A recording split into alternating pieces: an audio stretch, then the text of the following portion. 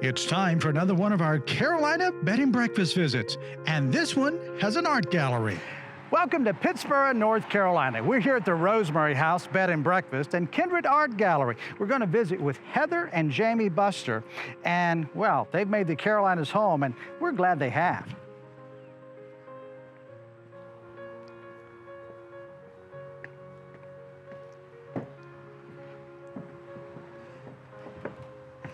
I just love these old doorbells. Look at that.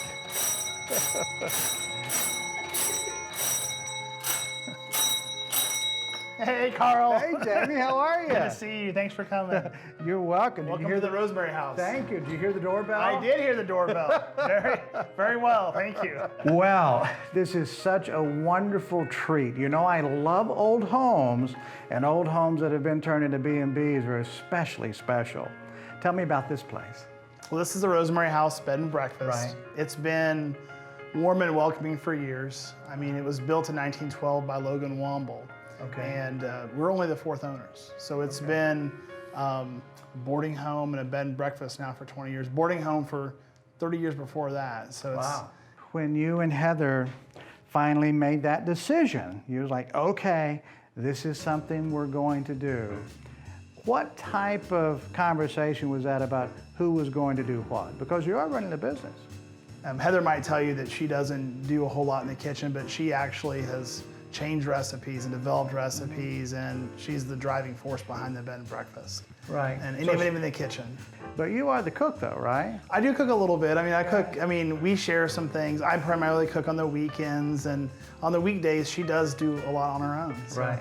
And we do everything kind of from scratch and make sure that it's hot on the plate, right? We don't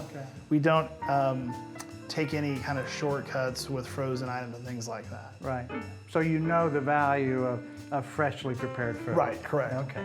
So obviously, from where we're standing, artwork is an important thing for you, right? It is. I mean, the folk art is a huge part of this house, and also we wanted to be a gallery. Why this type of art rather than a Monet or a Rembrandt? Folk art is untrained art. I mean, it's art that is, by definition, has not been trained or gone to school for. So to me, it represents these artists' true, raw vision of what art is from their souls.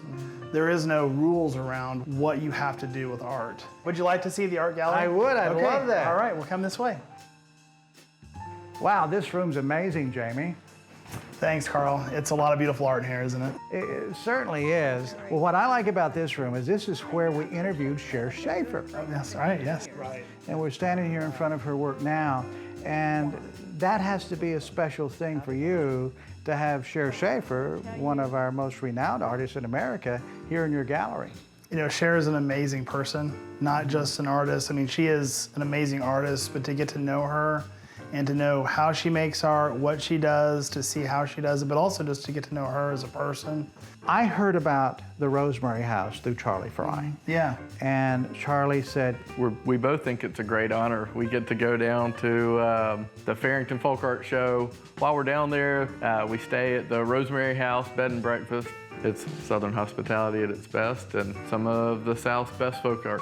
I have a slight confession. I sat down with Heather and we had a little conversation, and I asked her the question. I said, now Heather, who started this art collecting? Was it you or Jamie? And she gave up a little information. I have to say it's Jamie. I have to say it's Jamie. Okay, all right.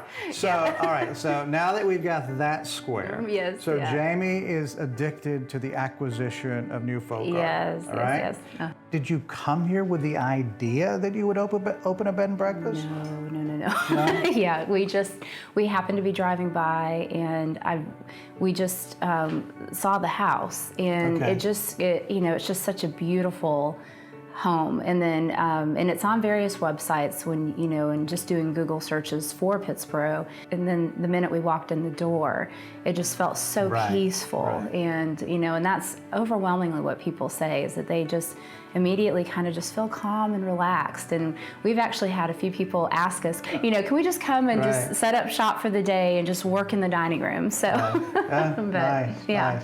So it was a bed and breakfast before, so you actually bought it as an existing business. That is is correct. Every room has an ensuite, and you know, they really took a home that needed some TLC, and they did a wonderful job. And we've tried to keep just the rooms very simple in terms of you know, not having a lot of pillows and a lot of things on the dressers. We want people to walk in the rooms and feel like, you know, they can make it their own for the time that they're going to be here. Typically we do breakfast between 7:30 and 10:30, and but we can accommodate, you know, if we need to do earlier or later, that's fine too. Right. The eggs and the grits are two things I'm not allowed to do. So Jamie is absolutely the ruler when it comes to... Yeah, the grits and the eggs, let me tell you. That moment of excitement when the food comes to the table, how do people respond? They're just like, oh, how pretty, you know, and I always say that, you know, like with the pancakes or the French toast, you know, it looks so much prettier when you can drizzle the syrup and then place the fruit and it just sticks. But you don't dare put syrup on someone else's pancakes or French toast. So, you know, so sometimes because they may not want as much, yeah. But the beds are very important. You are a bed and breakfast. So we've talked about breakfast, having a good mattress, having great sheets. That's something that people talk about, don't they? It is. The mattresses actually come from a company in Mebane, North Carolina. And the pillows, again, are from the Comfy Company out of Seattle. So just try to make sure it's as comfortable and fresh and clean. In the South, we love our rocking chairs and our front porches.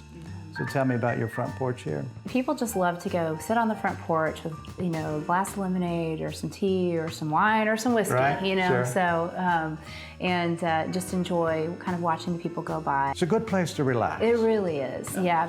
We've had people out there reading books, knitting, just having great conversations. You're happy you're here? Yes, yeah, very, very happy. You know, when we first opened, I called my mom and I said, guess what? I get to walk to the coffee shop, you know, and so it's just, it's really been wonderful, and everyone's been just so supportive, and just cannot say enough about this community.